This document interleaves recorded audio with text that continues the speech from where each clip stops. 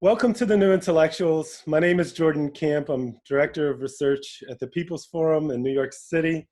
And I'm really thrilled to be joined today by Vijay Prashad.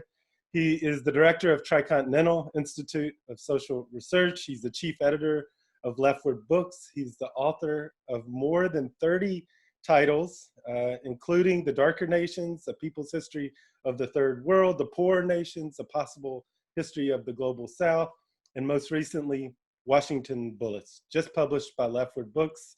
So welcome, Vijay, and thank you very much for taking the time to speak with me today. Please, it's a pleasure. It's always great to talk to you. Yeah. Well, I want to start by asking, why this book now? You've written Washington Bullets in a decisive moment. It's marked by a structural crisis of capitalism and an intensification of U.S. efforts to restore imperial hegemony. So what compelled you to write this book? What are Washington's bullets, and why is it important to understand them in this moment? Well, Jordan, this is a very curious period, and I'm talking about the period before the pandemic before the pandemic put the world into a lockdown. It's a curious period because for the first time in about 35 years or so, the military and economic and political power of the United States is being challenged. It's being challenged on many fronts. It's being challenged internally. I think this is important to recognize. The economic model that the United States relied upon for its exercise of global power is falling apart. And what is known as neoliberalism and globalization has in some, I think, quite decisive sense reached a limit. It's not capable of functioning in the way it functioned in the 90s and the 2000s. There's hemorrhaged job losses inside the United States, and this is before the pandemic. This job loss and economic crisis is racialized in the United States. You've seen a model being produced domestically in the US, which suggests that the state is far more capable of spending precious resources on building up a police force rather than tending to the needs of the public. In other words, putting the police in between people and their needs. That's the internal crisis. And with the rolling protests after the murder of George Floyd, you've seen this internal crisis intensify. The emergence of Donald Trump is a symptom of the internal crisis, where US power globally is no longer going to be so easy to exercise when within the country there are these fractures and fissures. For a genuine imperial project, you need relative harmony inside the country. And when there is no harmony, when there's political polarization, when there's a lack of unanimity over a political project, it becomes harder to exercise power overseas. So that's the first indication, as it were, of the weakness of US power. But further, US power is being challenged, of course, by the rise of Asia. And I use the word Asia decisively, purposefully, because it's not just the rise of China, it's also Russia. China and Russia have made a very close alliance. This is a major economic power, China, and a major military power, Russia, coming together and saying that they will now stand up diplomatically, politically, economically to the United States. And other countries in the world are now finding themselves before a choice. Do they sign up, as it were, to the new Asian project, the Belt and Road Initiative and so on? Or do they continue with, let's say, the IMF, World Bank-driven globalization project of the US Treasury Department? So I felt that since there is this sort of crisis of US power, it's important to take stock of the way in which the United States has exercised its power for the last almost 150 years, how it's utilized military power overseas, diplomatic power, economic power.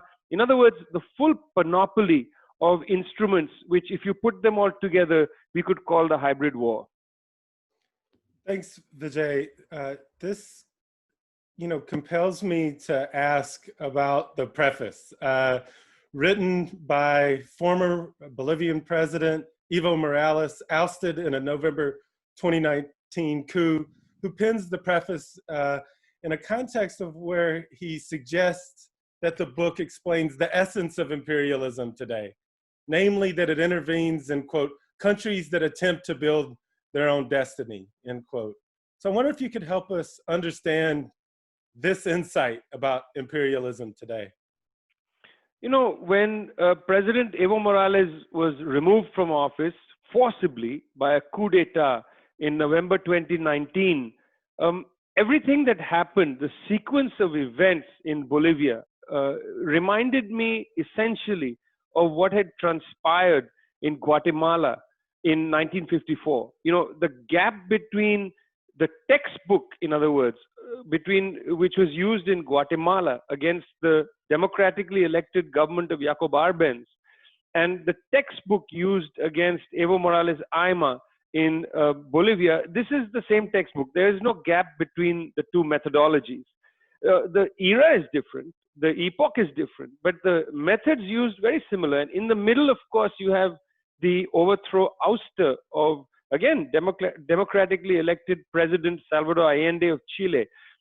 These are very similar forms of power being exercised by the United States.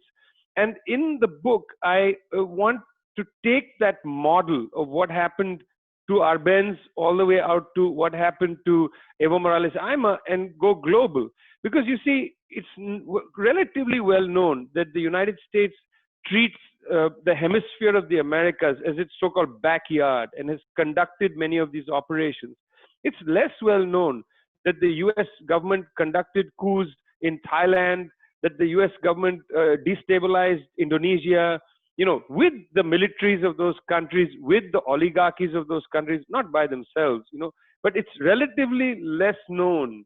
You know, particularly the case of Thailand is really not that well known at all, that these countries had their sovereignties compromised in order for the United States to better be able to exercise power around the world. Evo Morales, in a sense, what happened to him was like an event in the present that opened the door to the past. You know, it was a flash. It demonstrated, brought back the vivid memory of what happened to Mossadegh in Iran, Arbenz in Guatemala. And in my opinion, Jordan, an entire generation has not been schooled in this, the way in which US imperialism or Washington bullets have exercised their power. You know, you can just go across the planet. The removal from office and assassination of Patrice Lumumba, 1961, to Thomas Sankara, 1987. You know, this is what put the continent of Africa in a position where the African people could not properly exercise their sovereignty. You know, the largest territorial country, Congo, to the most innovative leader, which was Thomas Sankara, just removed from office because they challenged the order of things, and worse than that, they offered an alternative path, which, you know, I'm thinking of as two important concepts. One is decolonization, and the other is resource socialism. You know, these two concepts really helped frame what Arbenz was doing in Guatemala, what Lumumba would have done in the Congo. It certainly defines what Evo Morales did, what his government did for 13 years in Bolivia, where they improved the conditions of life for the Bolivian people. Thanks, Vijay. You know, the book draws on a range of sources, from the CIA Digital Archive to the National Security Archive to the private papers of presidents, CIA officials, interviews you've conducted with ex-CIA officials. It also draws on what we might term a alternative archive of campaigns against imperialism. And so how does this range of sources that you marshal tell us a different story about US power, about US imperialism? The first thing is that most of the material is available in plain sight. If you take the question of Guatemala, the CIA has made public the entire archive of what they did in Guatemala. Okay, a lot of it is redacted. Some names are not clear. Some details are not clear. I don't mind that. I'm not looking to write the exact history of who did what when, which is the exact name of the official who did this. I'm not interested in that. I'm interested in introducing to a generation the structure of regime change, of imperialism, of hybrid wars, and so on. So most of it is in plain sight. Liberal authors around the world, but principally in the West, make an error of judgment when they read these texts. You see, they assume before entering the narrative that US power in general is benign or is exercised in a benign way, and that there are extremists or that there are errors conducted. So in general, US power is very benign. Once in a while, you're going to have a problem, like in, let's say, Guatemala. You'd like to say, look, the Dulles brothers overreached in Guatemala.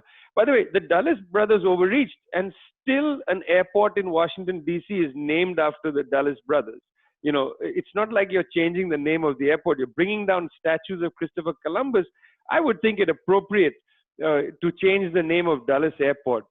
These fellows engineered one coup d'etat after the other across the Caribbean, including the attempted invasion of Cuba in the Bay of Pigs, 1961. So the first issue is the question of stance. I approach the same public material with the stance where I don't accept that US power is exercised benevolently, that the United States is out there to humanitarianly intervene in the world. I'm assuming that there are interests involved. So for instance, in the case of Guatemala in 1954, it turns out that a number of people in the Eisenhower administration, including the Dulles brothers, had a personal pecuniary interest. They had a financial interest in protecting the stake of United Fruit Company in Guatemala. They overthrow Arbenz to protect their own bank accounts. I mean, it's not a question of anything humanitarian. And if you dial up further, you see that the copper industry, the telecommunications industry, they put pressure on Richard Nixon to overthrow Allende. This is a direct issue. Today, the U.S. high-tech firms, Silicon Valley and Silicon Alley and so on, are putting pressure on the U.S. government to squeeze Huawei and other Chinese firms. I mean, they have a specific commercial interest in these kind of these gangsterish maneuvers by the US government. It's not a question that, the United States suddenly wakes up and says, listen, we're worried about state surveillance. So we don't want Huawei because, the Chinese government will be spying on you. Meanwhile, Edward Snowden has already told us that US-based tech companies directly transfer data to the US government, to the National Security Agency. So, I mean, it's not a principled objection to state spying. This has got a commercial side to it. So if you enter this material believing in benevolence, you'll tell a certain story. The story might be that once in a while, some extremist gangsters did something. But in general, US power is exercised benevolently. If you look at it from a different perspective, if you look at it from the perspective that there are interests at stake here, it's very hard to see the exercise of US power as benevolent. So I think that it's less the exact sources. It's not like I found out something earth-shattering, but the stance of the text is written in a way that doesn't allow the reader to say, well, when the United States went to war in Afghanistan, that was a good war. As, Barack Obama said before he was elected president, Iraq was a bad war. You see, that's the liberal approach, that sometimes US power is exercised benevolently. I take a more, agnostic approach. I don't think US power is exercised either benevolently or malevolently. I think US power is exercised in the interests of some specific actors, and in most cases, it's transnational corporations. Washington Bullets connects analytical threads that are often treated separately. Globalization, imperialism, war, left movements. And in refusing this separation, it also offers one of the most systematic accounts that I've encountered of the rise of US unilateral sanctions regimes. And it particularly focuses on the impacts in Cuba, Iran, and Venezuela.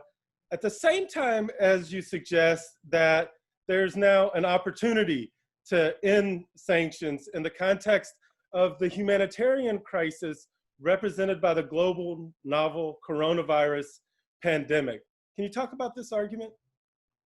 You see, sanctions are an interesting method in general. The United Nations Charter has provisions for certain kinds of extra military power used by the international community against a rogue state. I mean, there is a place in the UN Charter for this. And the reason it's there in the UN Charter is the framers of the Charter didn't want the gun to be used immediately. You didn't want military intervention to be the first thing you did. So you can escalate. You can first publicly denounce what a country is doing. In other words, some diplomatic pressure, some political pressure. Then you can have some sort of economic pressure, an embargo. You can do various things to put pressure on the government not to conduct, say, a genocide or whatever inside its boundaries. And then if things escalate, then under Chapter 7 of the UN Charter, you can use military force. So in the UN Charter, there is a provision in case of a genocidal situation. In the standard for utilizing, Chapter 6 of the UN Charter is fairly high. The standard is that you have to be able to prove in the UN bodies that there is a genocidal situation, a crime against humanity taking place. So that's a very high standard, and that's the only really appropriate standard in order to start this sort of escalation of methods to squeeze a country. Because the reason you're doing this is it's to prevent a government from doing something terrible to its own people. That's really the methodology. In the case of the way in which the UN sanctions regime has been used since the fall of the Soviet Union, and then in addition to that, United States so-called unilateral sanctions, where the US puts its own sanctions, there is no apparent standard to be met. In other words, with the case of Iran or Venezuela or indeed Cuba, long before the USSR collapsed from after the revolution in 60-61, the United States just embargoes a country because it doesn't like the government. It doesn't like the government on political grounds, on whatever it might be, but generally political grounds.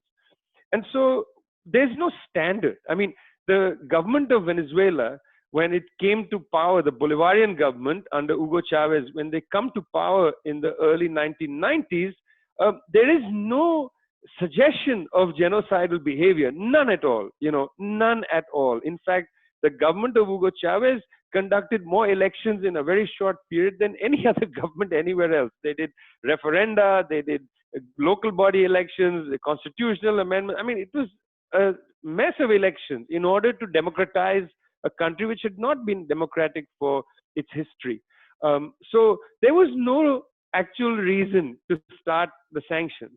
And when the sanctions against Venezuela do in fact begin, and now I'm going to say it begins really with the coup attempt in 2002. So when that period opens up, there was never any file produced before the UN saying that there is a genocidal situation, nothing. The United States says we need to get rid of that government. This is a phrase we call regime change. They want to conduct regime change. No reason given. Against Iran, there is no file at the UN saying that Iran is conducting genocide against its people. The file against Iran is that Iran was building so-called weapons of mass destruction, but that file had no evidence in it, because Iran is creating a nuclear energy industry. There is no evidence in the file. There is only an assertion that if Iran is allowed to develop their nuclear energy program, it might reach a point where they could develop nuclear weapons. That's not the standard for Chapter 6 and 7 of the UN Charter. So you have to see that there is an exercise of power, a willful unilateral exercise of power by the United States and its allies against countries they don't like. And they are using the language of the UN Charter, talking about even the word sanctions. Now, I actually don't think what the United States is doing is a sanctions program. What it's doing is a suffocation program. Because a sanctions program is meant to be targeted, to target a government in order for it to change its policies, not to overthrow the government. I mean, I don't see suggestions in the UN Charter, and I read the UN Charter very closely.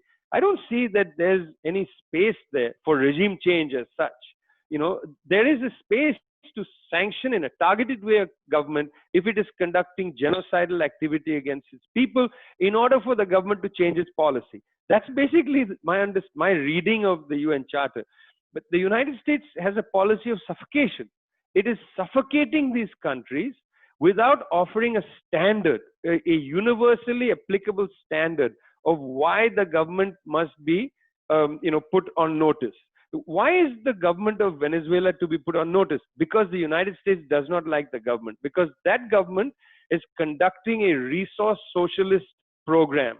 It is using oil wealth to help the people, not to help transnational oil companies. It's a very straightforward distinction I'm making, between what might be a legitimate international legal framework to put a country or a government on notice if it is treating a section of its people very poorly. United States government is a racist government that is deliberately targeting black and brown bodies inside the country. I would like to see the international community, as it were, sanction the US government for its systematic racist policies that go back to 1619.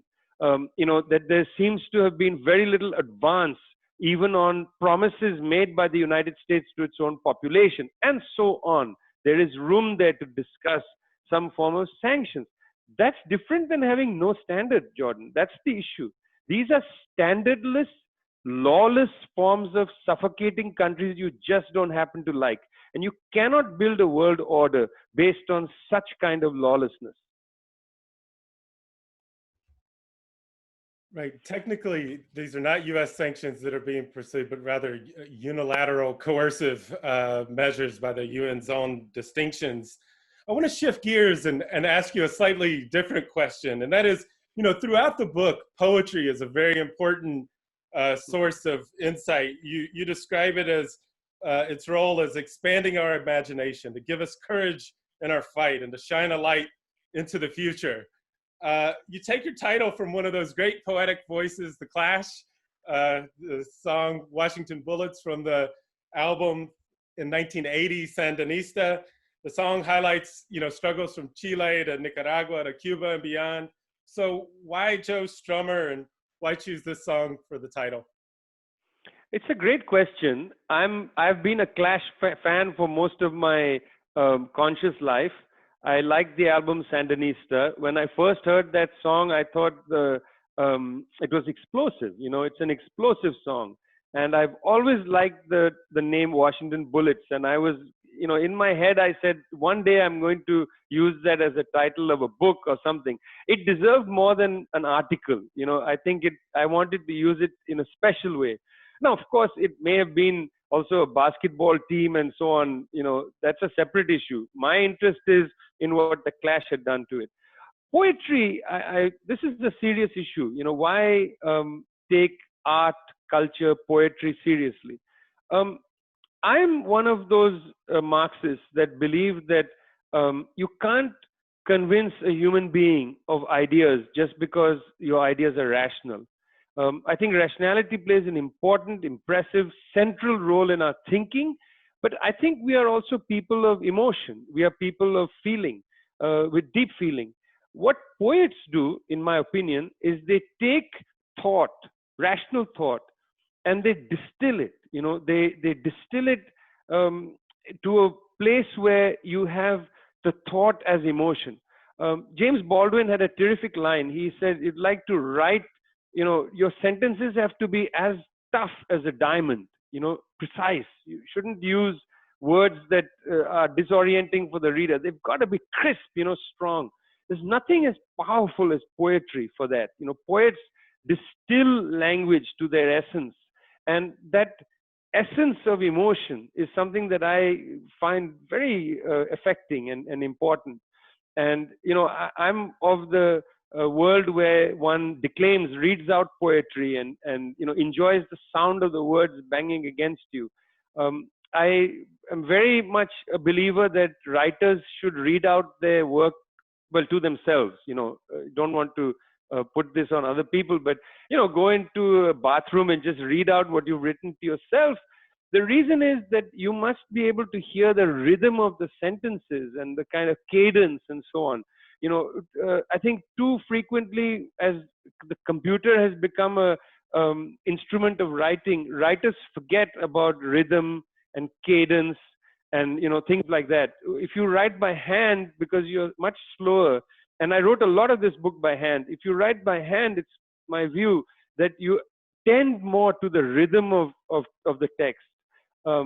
My very favorite writer is Eduardo Galeano, and when I set to put this book together, I thought very much of Galeano's work. He was a dear friend and a superb writer, and I've been for a long time moved by his experiments in prose, because one of the things you learn from a person like Galeano is that even when he writes about very ugly things, very, very ugly things, he writes about torture, he writes about the violence of the juntas in South America. Even when he writes about terribly ugly things, he tries to make them uplifting and beautiful. Because, you see, I think it's my view that a left-wing writer must not forget the great human capacity to overcome adversity. Humans have the capacity not only to hope, but to transform the conditions in which they live. And if you believe that, then your text must not be a text of brutality. You must not reproduce brutality, the brutality of the world, with the brutality of language. And so I'm very keen in experimenting as much as possible with writing about horrible things, but writing about them in a way that doesn't reproduce their terror. The text must not be as terrible as the world. The text has to have a sense of lightness and must uplift. There must be a way forward. And I take, therefore, inspiration not only in poetry, but in prose that, is in the style dialectical. The style itself is both the terror and the possibility. And it's not just that, you write you describe something horrible and in the last sentence you say, and then, they overcame like this, or they will overcome. I don't think that's sufficient to just sort of add as a footnote, by the way, the story isn't over yet. I just don't think that's adequate. So I've been struggling, in a kind of very much a struggle, an internal practice struggle of how to create a prose style that talks about brutality but doesn't have a brutal set of sentences. Well, in this way, Washington Bullets can be read as part of your long projects to, demonstrate the cost of writing history that leaves communists and the left out. I mean, certainly, this is, I think, the project of Darker Nations, the Poorer Nations, Red Star over the Third World. And so likewise, I think Washington Bullets, in addition to saying we can't overlook the poets, that we shouldn't overlook the interventions articulated by the left, who you often remind us have different visions for the future. Can you talk about this intervention? Well, the first thing that differentiates, say, a Marxist writer of this past from a liberal writer is that the liberal writer might want to say that the United States made a mistake in what they did in Guatemala, or they made a mistake in what they did in Iran, or they made a mistake in what they did in Indonesia. I don't believe that. I think they were correct in what they did. They should have gone and massacred the communists in Indonesia, because the communists stood for everything the United States doesn't stand for. In other words, they made a decision to exercise the worst kind of power against people who disagree with them. I don't believe that the world could have contained both a communist Indonesia and an imperialist United States. This was a battle, and the United States had the power and force behind them, and they used that brutally to overthrow a government in Brazil, for instance, in 1964. And basically green light the Brazilian military to smash the left in Brazil. The left in Brazil wanted to create a beautiful country. They wanted to create a peaceful country. They wanted to put their energy into uplifting the deep inequalities in Brazil, the racist life in Brazil, the misogyny. They wanted to change all that. The United States government is quite comfortable with racism, is very comfortable with misogyny, and so they had a political disagreement. So the United States government goes and slaughters people. You see, if you take out the role of the left in the 20th century, let's just keep that century. If you say that, well, you know, Arbenz was just a moderate, just doing moderate land reform, and the Dulles brothers overreacted, then you make it seem as if, well, US imperialism is just fine, and that, you know, in the case of Guatemala, the United States could have tolerated, you know, the expropriation of the land of United Fruit. I think that's a terribly naive approach to what happened in Guatemala. I think the United States government recognized that if Arbenz had succeeded in land reform, if land reform had escalated, the Guatemalan people would have got more confident, they would have made greater demands, and they may have ejected United Fruit altogether from Guatemala. Well, if they did that in Guatemala, it's likely that in Honduras, the banana plantation workers would have risen up, and then United Fruit ejected from Honduras. It's likely then, if this energy goes further south, that in Panama there may have been a revolutionary movement and the Panama Canal would have been lost to the United States. So the United States government had a very rational approach, which is we suffocate the people of the world in order to advance the interests of the United States and the transnational corporations. If you take out the communists, if you take out the left, then you can make this sort of, you know, very strange argument that these were errors conducted by the United States for which we now apologize and we won't do it again, we won't overthrow a country again. You know, and then these same people will turn around and say, well, actually Morales should be removed because, you know, he did violate the Constitution and so on. These are people, this is a trend of thinking that is quite happy to apologize for things in the past and accept imperialism in the present. That's because they don't have a complete understanding of the imperialist project, which is to suffocate the peoples of the world for the interests of the United States and transnational corporations. So that's the reason why I don't believe that the US government made a mistake in Indonesia, made a mistake in Iran. I think this is deliberate, rational policy to basically roll back decolonization, to put oligarchs in power, put the king back to power in Thailand, bring the king back to power in Afghanistan if they could have. They, in fact, considered it in 2001 when King Zahir Shah was brought from Rome. He was actually put in residence in the palace upstairs where Hamid Karzai, the puppet president of Afghanistan, had his office downstairs, and Zahir Shah had his house upstairs, just in the same palace. They were considering bringing the monarchy back to Afghanistan and decided that might look a little too strange. So this is a line struggle from at least you know, the 1920s, but certainly since the end of World War II to the present, between the forces of imperialism on the one side and the forces of decolonization on the other. And amongst the forces of decolonization, the communists and the left play a very essential role. You take them out, and then it looks like the story is United States, bad people in the United States, and innocent people in Indonesia. The people in Indonesia, Jordan, were not innocent. They were trying to create a different world. They had ideas. You know, let's give them, as they say, agency. They were left-wing people who the United States government said have an objectionable view, and therefore 1 million of them had to be killed. Thank you very much, Vijay. Well, I want to thank you very much for taking the time to join us today. I want to recommend to my listeners that if you haven't already, get a copy of Washington Bullets, just out by Vijay Prashad on LeftWord Books. It's got a preface by former Bolivian President Evo Morales. Congratulations on the publication of the book. Thank you very much, Vijay. Thanks. It's a pleasure.